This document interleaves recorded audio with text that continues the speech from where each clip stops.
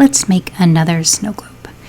I start off using a cauldron color called Azurite, and I'm covering that with a glitter called Shipwreck, which I believe is the pretty stepsister of Trainwreck. That's so funny. Then I sealed that with some binding potion and some resin from Chaos Resin. I go in with my Under the Sea element sheet from my shop. I cut those pieces and I grab the ones I want to use and carefully place those. I'm using the sea turtle, the jellyfish, and a school of fish.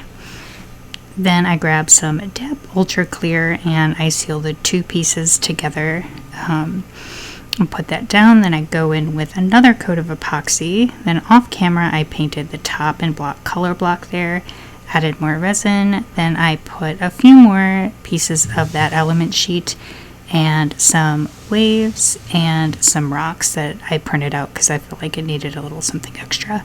Then I went in with levitation solution and some glitter and filled that up.